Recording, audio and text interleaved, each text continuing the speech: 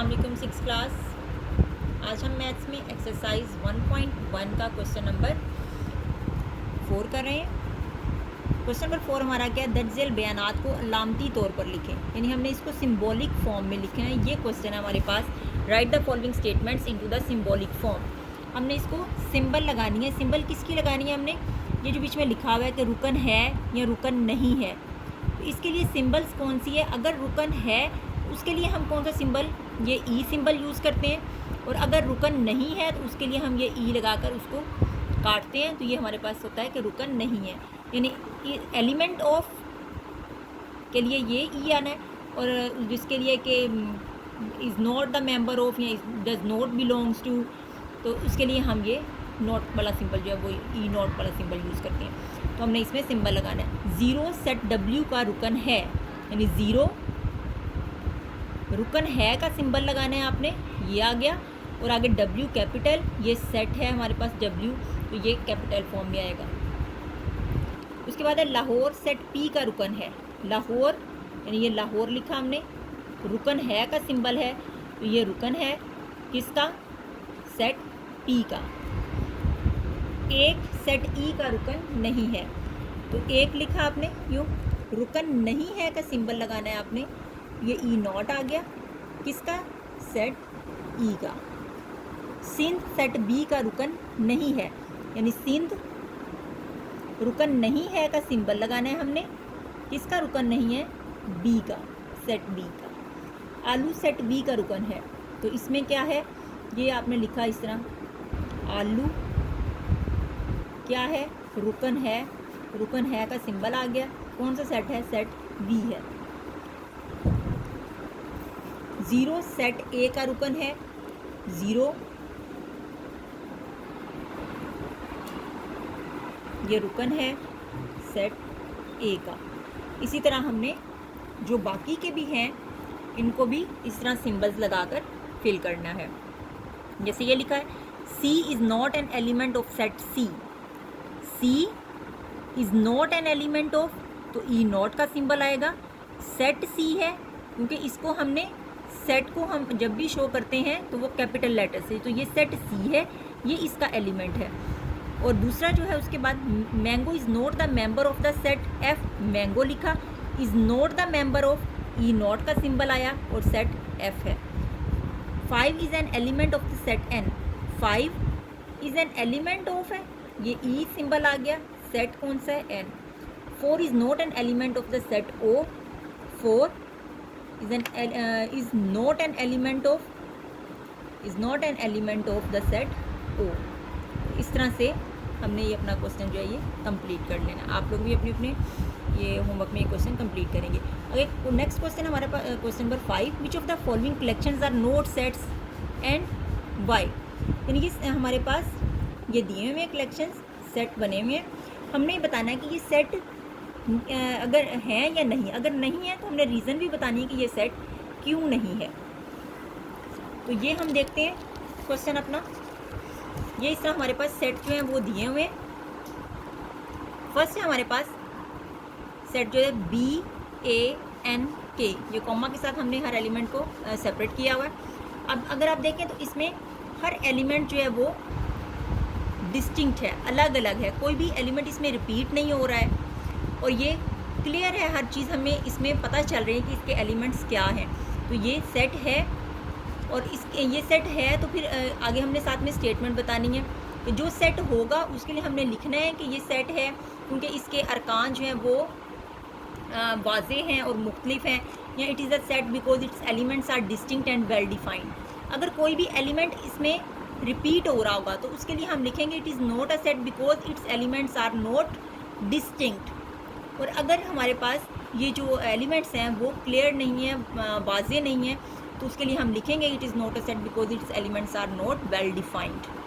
तो इस तरह हम ये अपना क्वेश्चन करते हैं। फर्स्ट है हमारे पास ए सेट बी ए एन के, तो हमने क्या लिखना है, ये सेट है क्योंकि इसके अरकान मुख्तलिफ और वाज़े हैं। It is a set because its objects are distinct and well defined.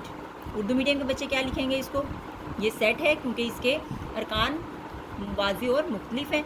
ये बी सेट है 2 4 6 8, इसमें भी हर एलिमेंट जो है वो अलग अलग दिया हुआ है, कोई रिपीट नहीं हो रहा और ये वेल डिफाइंड भी है। तो इसके लिए भी हमने उर्दू में ये स्टेटमेंट मैंने लिखी हुई है, ये सेट है क्योंकि इसके अरकान वाज़ेह और मुख्तलिफ हैं। यही स्टेटमेंट ये भी सेट है, ये भी सेट, जिसको मैंने एक जो है वो इंग्लिश में लिख दी है स्टेटमेंट, एक मैंने उर्दू में लिख ली है ताकि दोनों जो है वो बच्चे उनको लिखने में आसानी हो जाएगी। सी सेट हमारे पास है 0 1 2 0। अगर आप इसमें देखें एलिमेंट्स तो ये 0 जो है ये रिपीट हो रहा है। जब रिपीट हो रहा है तो इसका मतलब है कि इसके अरकान जो हैं वो मुख्तलिफ नहीं है, यानी इसके अरकान जो हैं वो डिस्टिंक्ट नहीं है, तो फिर ये सेट नहीं है। इसके लिए हमने क्या लिखना है, it is not a set because its objects are not distinct. Urdu medium के बच्चे क्या लिखेंगे, ये सेट नहीं है क्योंकि इसके अरकान मुख्तलिफ नहीं है। जैसे ये है KILLER, इसमें रिपीट हो रहा है L, तो इसमें फिर यही आएगा, ये सेट नहीं है क्योंकि इसके अरकान मुख्तलिफ नहीं है। उसके बाद नेक्स्ट है LEGAL, इसमें L रिपीट हो रहा है, इसमें भी वही स्टेटमेंट आएगी, ये सेट नहीं क्योंकि इसके अरकान मुख्तलिफ नहीं है। 9 3 5 1 नेक्स्ट सेट है, इसमें हर इसका ऑब्जेक्ट जो है वो अलग अलग है, कोई रिपीट नहीं हो रहा, बिल्कुल वेल डिफाइंड है। तो इसके लिए क्या है, ये सेट है क्योंकि इसके अरकान वाज़ेह और मुख्तलिफ है, यानी यही statement, it is set because its objects are distinct and well defined. The set of story books, अब हमारे पास सेट दिया हुआ है स्टोरी बुक्स का। अगर आपके पास बहुत सारी बुक्स एक साथ पड़ी हुई हैं, अब उसमें आपकी जो है वो स्टडी बुक्स भी हैं, स्टोरी बुक्स भी हैं, पोइम्स वाली बुक्स भी हैं, तो उनमें से अगर आपसे कहा जाए कि इसमें से स्टोरी बुक्स आपने सेपरेट करनी है, उसका सेट बनाना है, तो आपको इजीली जो है वो आप उसका सेट बना सकते हैं। सारी बुक्स में सिर्फ स्टोरी बुक्स को अलग करना आपके लिए ईजी होगा। तो ये फिर क्या है, ये वेल डिफाइंड भी है और डिस्टिंक्ट भी है। It is a set because its objects are distinct and well defined, यानी क्या लिखना है, ये सेट है क्योंकि इसके अरकान वाज़ेह और मुख्तलिफ हैं। The set of beautiful birds, अब यहाँ पर हमारे पास है ब्यूटीफुल बर्ड्स, खूबसूरत परिंदों का सेट। अब इसमें अगर हम देखें तो ये हमारे पास स्टेटमेंट जो है ये वेल डिफाइंड नहीं है, क्योंकि अगर इसको लेके हम डिफरेंट जो पीपल्स की व्यूज़ लेते हैं तो ज़रूरी नहीं कि सबके व्यूज़ एक जैसे हैं। अगर एक परिंदा किसी को अच्छा लग रहा है, खूबसूरत लग रहा है, तो वो ज़रूरी नहीं कि वो दूसरे को भी खूबसूरत लगे।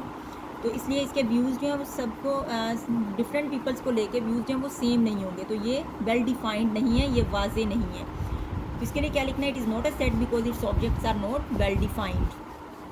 उसके बाद है the set of rich people, अब ये है रिच पीपल्स का सेट। अब रिच पीपल का सेट जो हमने बनाना है, इसके लिए भी यही है कि हर इंसान के लिए जो है वो किसी दूसरे को देख के जज करना कि ये अमीर है कितना है या वो गरीब है, जो भी हमने उसकी जजमेंट करनी है, सब के लिए वो एक जैसी राय नहीं हो सकती है। तो इसके भी जो ये स्टेटमेंट है ये वेल डिफाइंड नहीं है, ये सेट नहीं क्योंकि इसके अरकान वाज़ेह नहीं है, यानी ये क्या नहीं है, वेल डिफाइंड नहीं है। उसके बाद है the set of students in the 7th class. अब अगर आप देखें, आपको पूरी आपके स्कूल में सारी क्लासेस में से अगर आपसे ये पूछा जाए कि सिर्फ 7th क्लास के जो स्टूडेंट्स हैं इनका सेट बनाना है, तो ये आपके लिए बनाना ईजी होगा। तो ये हमारे पास जो है सेट ये डिस्टिंक्ट भी होगा और वेल डिफाइंड भी होगा। तो इसलिए क्या है, ये सेट इनके अरकान वाज़ेह और मुख्तलिफ है। इसी तरह नेक्स्ट है हमारे पास the set of fish in the river Ravi. अब हमारे पास हमने सेट बनाना है फ़िश का रिवर रावी की। अब हमारे पास जो रिवर्स हैं, अगर उनमें से सिर्फ एक रिवर की बात हो रही है रावी, रावी में जो हमारे पास फ़िश है उनका हमने सेट बनाना है, तो ये सेट हमारे पास क्या होगा, डिस्टिंक्ट भी होगा और वेल डिफाइंड भी होगा। It is a set because its objects are distinct and well defined. उसके बाद the set of bad students in a school. अब ये बैड स्टूडेंट, ये भी हमारे पास जो स्टेटमेंट है ये वेल डिफाइंड नहीं है, वाज़ेह नहीं है, तो ये भी सेट नहीं है क्योंकि it's not set because its objects are not well defined. The set of wooden chairs, wooden chairs, तो ये हमारे लिए इतनी चेयर्स हैं, कोई प्लास्टिक की है, कोई लकड़ी की है, कोई लोहे की बनी, जो भी है, तो उसमें सिर्फ वुडन चेयर्स को सेपरेट करना है, उसका सेट बनाना है, तो ये हमारे लिए डिस्टिंक्ट भी है और वेल डिफाइंड भी है because its objects are distinct and well defined. इस तरह आपने ये अपना क्वेश्चन जो है ये कंप्लीट करना है, आपने अपने बुक में जो है होमवर्क में कंप्लीट करना है, क्वेश्चन नंबर 4 और क्वेश्चन नंबर 5।